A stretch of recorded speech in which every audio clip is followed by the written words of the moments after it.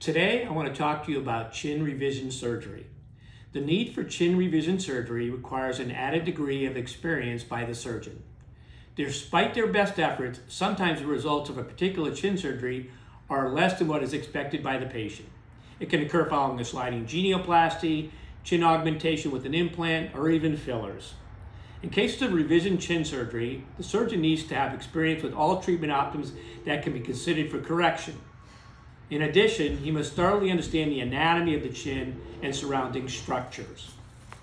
Chin implants are probably the most common type of chin augmentation procedure. Things that can occur following chin implant placement include malposition, migration, asymmetrical placement, incorrect sizing, nerve injury, and infection. In cases of malposition, the implant may not need to be removed entirely, but can be repositioned in many cases. The same is true for an asymmetrically placed implant. To prevent both malposition and migration, I like to place small bone screws to secure the implant to the bone. Incorrect sizing requires removal of the implant and replacement, as well as if you have an infected implant. If there's an injury to the mental nerve, or the nerve that supplies feeling to your chin and lip, this usually responds without any further treatment and is very self-limiting. An injury to a motor nerve is a serious error of basic anatomic knowledge. A sliding genioplasty can involve some of the same problems as implant placement. There can be asymmetry, insufficient advancement or reduction, changes to the position and insertion of the mentalis muscle, and therefore lip incompetence, and sometimes little step deformities.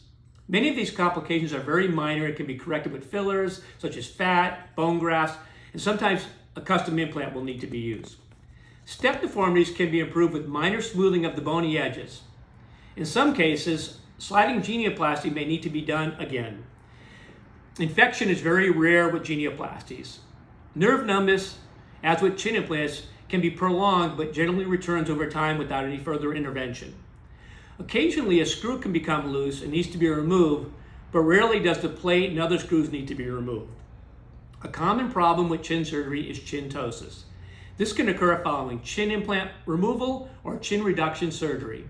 If the depressor muscles are very active and the chin soft tissue pad moves below the mandibular plane, this can be a significant problem for a patient when they're smiling.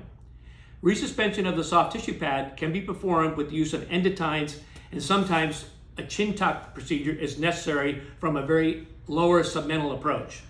Oftentimes, neurotoxins are very helpful with active depressor muscles.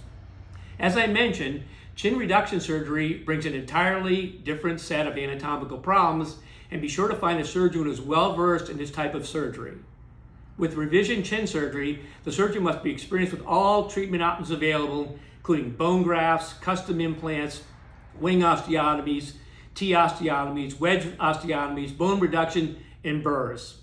Contact our office if you have any further questions about chin revision surgery.